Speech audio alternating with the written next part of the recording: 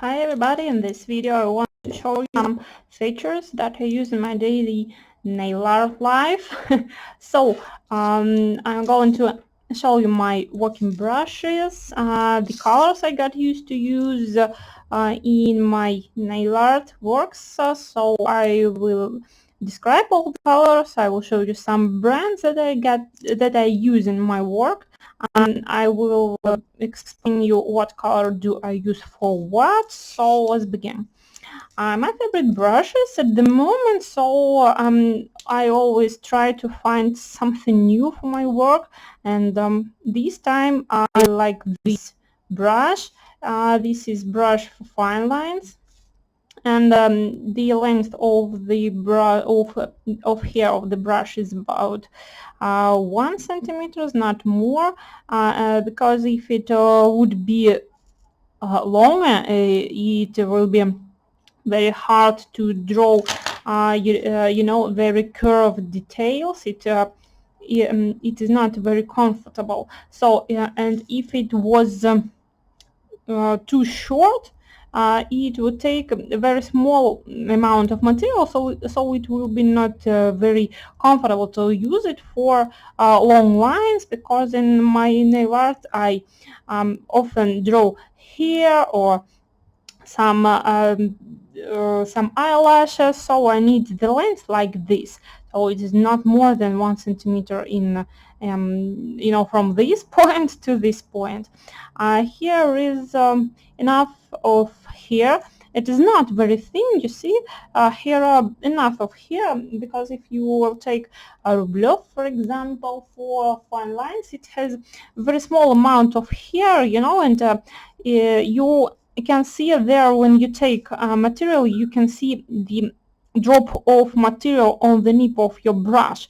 But this brush, it doesn't, the material doesn't flow on the nip, and it is on the brush entirely, and you can draw very long lines. So this is my favorite brush for fine lines. Brushes for feathering. Actually, I still don't have my favorite brush, because I use right now Kalinsky Rublov 1 or 0, and actually the quality maybe of hair is not very good, or maybe I don't use it very carefully, but the hair,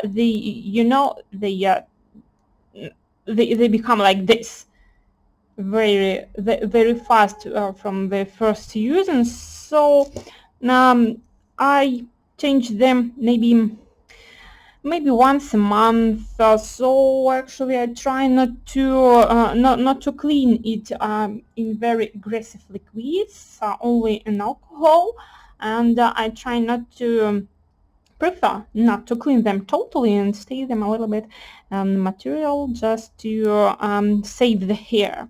So my favorite brushes for the moment are like this. This is for tiny shadows, this is for bigger shadows, and this is for not very big surfaces, but for average surfaces. And my favorite about the colors. So let's see. I have several, I call it lines of colors. Let me show you it line by line. You see here a lot of colors, and first line of colors, it is bright colors. These colors, let me show you like that. Okay, here bright rose, bright, even they're not even bright, but neon, fluorescent colors. Rose, orange, yellow, canarian, green, light blue, and fuchsia. Here is the next line of colors. It is here are the colors for the first shadows. I mix them with the top with sticky layer, and mix them to make the first layer of shadow. Here very, very liquid rose. Let me take, maybe it will be much more obvious on here. Yes, okay, it is rose liquid.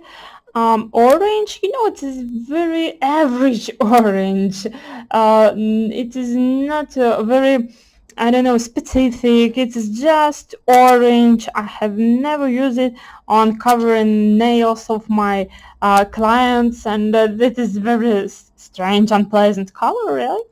And here is some green, very liquid green. Let me try. I will try to show you it in a variety ways, just to show you its liquidity and its color. And in this color, not a lot of white pigment, as you can see it on the neighbor color. Here is a lot of white pigment, but anyway, it is this line of colors is neon fluorescent, very bright colors, and these colors they're a little bit darker, a little bit. Then blue, average blue. It is not very dark, it's just average blue. This color is violet, and this violet is liquid and transparent enough. It is, you said it like that. It is not very pigmented. It is it doesn't even it will not even cover the nail surface entirely if you would use it for covering nails. So it's very transparent, very liquid, but here is enough of violet pigment to make first shadow on this color. When you add a little bit of top here, you will make very pleasant and very good first shadow on this color. Next line will be this. Let me show you like that. It is the line of I call it inky colors. Inky colors, I call them because when you're watching them in a bottle, they seem to be very dark, but when you start to further it or mix it with the top, you can see the color. Emerald. Then you can even call it vitrage, transparent, but notice that here is a very small amount of white pigment. It's very important, because if here will be a lot of white pigment like you see here, here will be very unpleasant mood when your mud dirty, when you will make the last shadows with this color. So because the white pigment makes a lot of dirty when you make shadows with help of color that has a lot of white pigment. But for the second shadow, it is acceptable, but not for the very last shadow. Okay, here is vitrage transparent.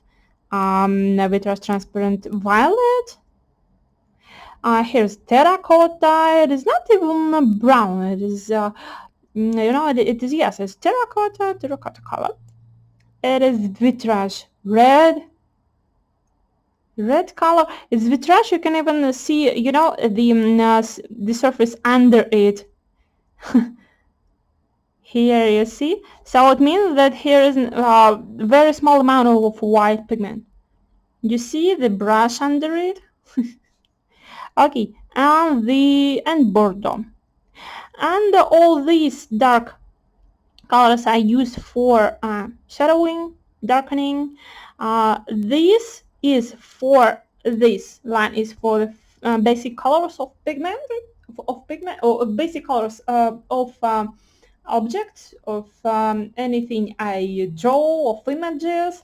For example, I would like to, if I would draw an apple, I would use this color, whether this and this, whether if an apple is yellow and orange, I would use this color. Then you see that here is no color for shadowing.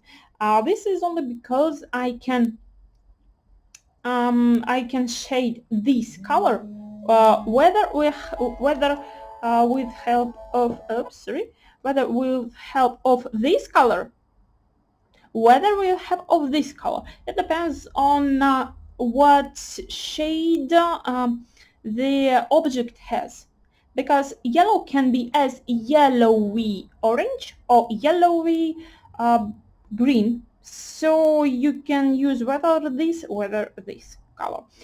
For brands, so let me tell you a little bit about brands, because actually I got used to use my own brand. I made colors just exactly for nail art, and all the colors I made by myself. Also I use candy colors. There are several candy colors, and it is mostly colors, inky colors.